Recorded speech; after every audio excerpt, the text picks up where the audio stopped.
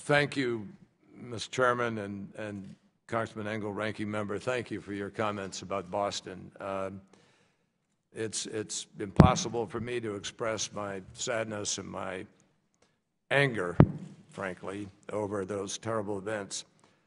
It's just hard to believe that a Patriots' Day holiday, which is normally such a time of festivity, is turned into bloody mayhem. But I know how resilient Bostonians are, and I think a lot of you do, despite the fact it took us 86 years to win a pennant. I've talked this week with friends and family up there, as recently as this morning, and the granddaughter of a very, very close supporter and friend of mine through all of my political career is fighting to keep both of her legs. Boston is not going to be intimidated by this, but we're going to find out who did this. And the police work being done is extraordinary. The FBI is remarkable. There's a great deal of forensic evidence, and we're hopeful that we can bring people to justice. Turning to the business before us this morning, I do promise to remember how important the lessons are I learned in my time in Congress, which means keep your remarks short so we can get to the questions. And I'll try to do that as fast as I can. But there are some things I want to share with you. One of the lessons I've learned, and particularly been reinforced in my early travels, and let me just say what a privilege it is to appear before this committee. I honor the Congress, having spent 28 years in it. I respect what each of you represent, and I come before you to be accountable on behalf of the administration. I look forward to our question-and-answer period. As Senator Lindsey Graham said very eloquently, America's investment in foreign policy is national security insurance. And there really isn't anything foreign about foreign policy anymore. That has come home to me again and again. If we can make the small, smart investments up front, then I believe we avoid more costly conflicts and greater burdens down the road. In the past few months, we've seen a number of developments that underscore the stakes for having a strong American presence in every part of the world. American engagement was essential to the rapprochement between two of our closest partners, Israel and Turkey. And that was a positive step towards stability in a volatile region of the world where we need partnerships. The committee is more than immersed in Syria.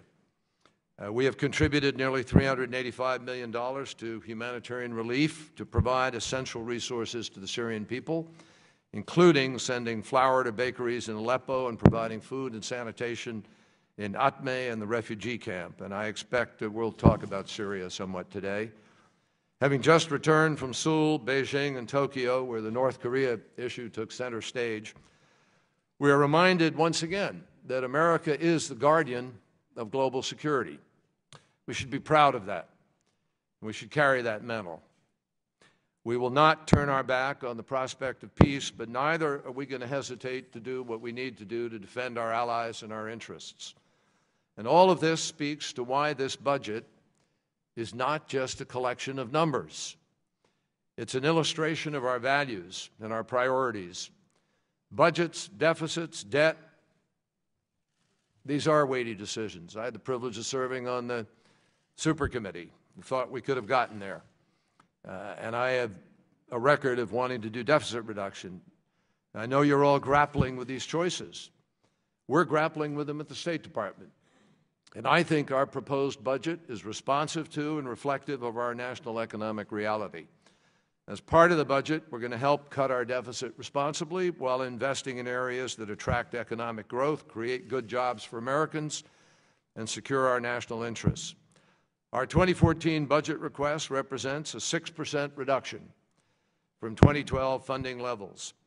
And we've examined our request, and the reason we mentioned 2012 is 2013 was a CR, as all of you know.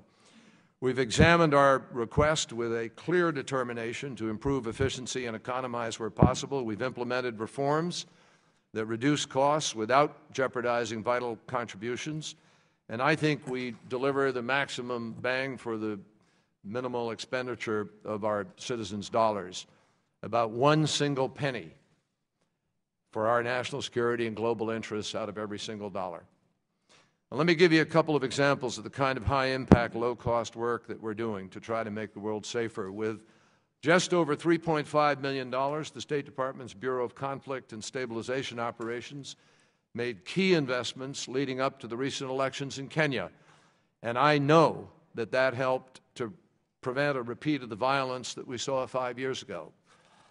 Our anti-terrorism, it also provided accountability that allowed Odinga to concede without instilling violence. Our anti-terrorism assistance funding has helped the lives of hundreds of people in places like Pakistan, India, Lebanon, by training local law enforcement to detect and neutralize explosive devices and help us interdict plots before they come to our shores. Our 2014 budget request maintains our commitments to advancing peace, security, and stability in places where all three can be very scarce commodities. I've already traveled 3 times as Secretary to the Middle East and North Africa, a region struggling to respond to its citizens' growing expectations for dignity and opportunity, the very values that we have been promoting. They're trying to embrace. Leaders there are making difficult decisions, and the United States cannot make those decisions for them, but we can do a lot to be a partner for all those on the side of freedom and democracy. To that end, the budget includes a request for $580 million for the Middle East and North Africa Incentive Fund so that we can help give reformers the tools and resources they need to make the right decisions on behalf of their citizens. And this fund also allows us to say to people in the region, if you're willing to take on the deep-rooted challenges of democracy and throw off the yoke of dictatorship, we're here for you. When we look at the threats that emanate from failed and potentially failing states, I think it's important that we learn the lessons of the past. The U.S. homeland will not be secure if violent extremists are bent on attacking us and they can find a safe haven in places like the Sahel or the Maghreb. The threats that we're dealing with in that part of the world range from al-Qaeda rebels to narco-traffickers. And this budget sets aside $8.6 billion for our security, for counterterrorism, law enforcement assistance. I ask you, every member, just compare that $8.6 billion to the more than $1 trillion we have spent fighting in Iraq and Afghanistan.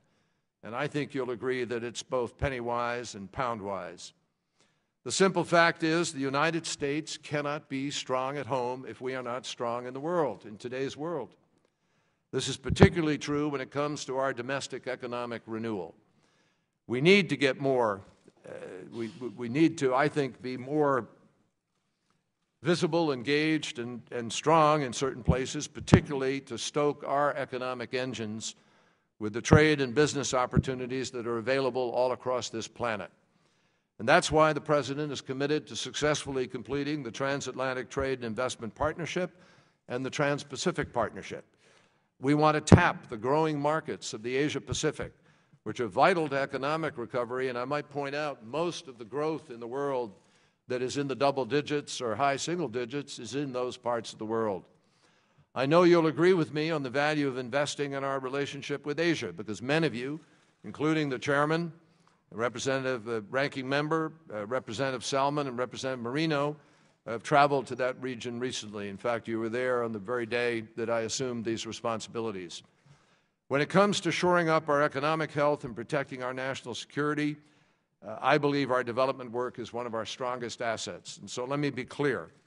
Development is not charity. It's an investment. And I believe it's an investment, and President Obama believes it's an investment in a strong world and a strong America. 11 of our top 15 trading partners were once beneficiaries of U.S. foreign assistance. You just can't afford to pull back from what that lesson tells us. South Korea, that I was just in, 15 years ago was an aid recipient. Today it's giving aid around the world. That doesn't mean we can't work in better, more efficient ways, but let me highlight just a few of the reforms that we've undertaken. U.S. food aid, for instance, by giving ourselves the flexibility to choose the most appropriate and efficient type of food assistance, we're going to reach an estimated 2 to 4 million more people every year with the very same discretionary funding. At the same time, we're going to save approximately $500 million in mandatory funding over the next decade, which we can use to reduce the deficit. American growers and producers will still play a major role in this food assistance. Over half of the funding we're requesting for emergency food aid must be used for the purchase and shipping of U.S. commodities overseas. But by giving us the ability to modernize, including the flexibility to also procure food aid in developing countries closer to the crisis areas, not only do we feed more people, but we get food to malnourished people 11 to 14 weeks faster. So here's the bottom line. This change allows us to do more, to help more people lift themselves out of hunger at a rapid pace without spending more money. I think that's a great deal for the American taxpayer. The final area I want to mention is how this budget cares for our most valuable resource, and that's the personnel, the men and women of the State Department and USAID who are on the front lines.